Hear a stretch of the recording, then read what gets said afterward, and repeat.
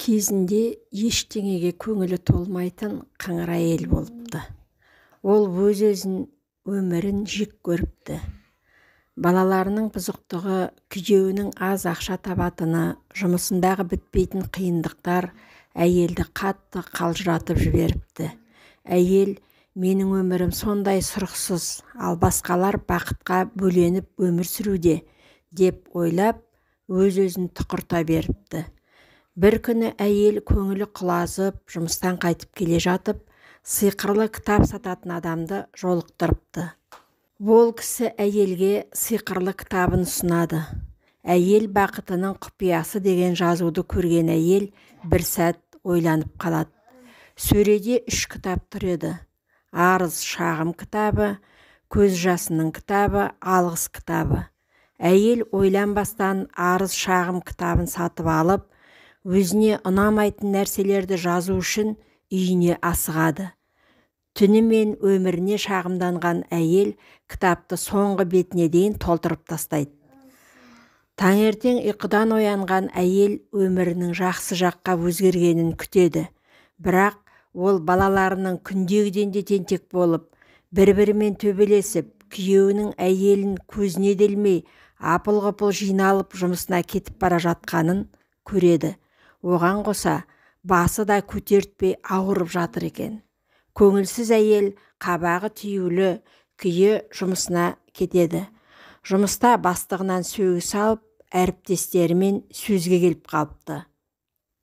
Көңілсіз әйел осыма бақыт етем дегені деп, енді сиқырлы кітап сатушысына ренжи бастайды. Сөйтіп сатушыға келеді. Енді 2 кітап қалды, қалағаныңды таңда дейді сатушы. Әйел көз жасы кітабын таңдап, бір шерімді тарқатып жылайыншы деп үйіне кетеді. Үйіне шаршап шалдығып әрең жеткен әйел кітапты ашып оқуға асығады. Кітапты ашып қалғаны сол еді, әйел есінен танып қала жаздайды. Өйткені кітапта бірде-бір сөз жоқ еді. Кинодағыдай өзіне бейтаныс адамдардың өмірі көз алдынан өтіп жатады. Алдымен әйел жалғыздықтан жапа шеккен адамдарды көреді. Біреуі өмір бойы тұрмыс құра алмаған әйел болса, екіншісі күйеуінен ерте айырылып жесір қалған жас келіншек. Бұл әйелдер күйеуімен бір күн бірге болу үшін қолындағы бар алтынын беруге дайын еді. Кітаптың 2 парағынан ана бола алмаған бақытсыз бейбақты көреді. Таусылмайтын көз жасы, тілек, арман, күрделі ота, жанға батқан ауру, түңілу, күту. 3 парақта жазылмайтын дертке шалдыққан адамдардың тағдыры әйелдің көз алдынан өтіп жатады. Біреуі әр тыныстаған сайын жаны қиналса, екіншісі өмірінің соңғы сәтін жақындарымен өткізіп қалуға тырысуда, үшіншісі жақсылықтан күдер үзіп кереуетте сұлық түсіп жатыр еді. Қолы дірілдеп, көмейіне өксік тығылған әйел кедей, үй-күйсіз, аш-жалаңаш, өлім аузында жатқан, соғыстың қақ ортасында жүрген адамдарды көрді.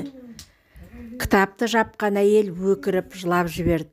Жылаған сайын жүрегі тазарып, жақсы нәрсе ойлай бастайды.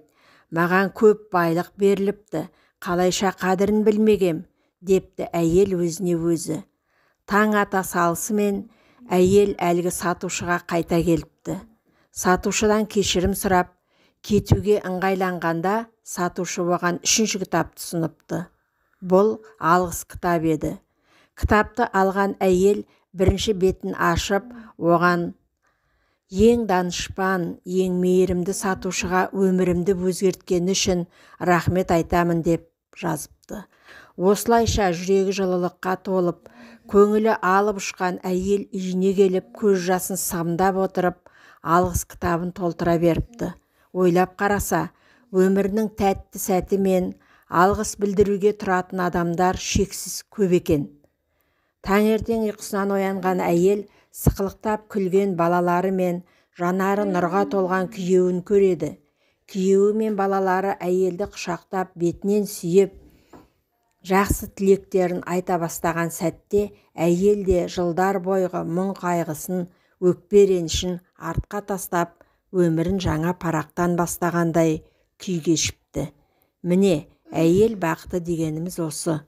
Өміріңізге риза болмай, өзіңізді, айналаңызды жек көрсеңіз, жүрегіңізде тыныш болмайды. Ал жақсы сөз бен алғысты қаншалықты жиі айтсаңыз, өміріңіз тыныштыққа, бақытқа, сәттілікке толады.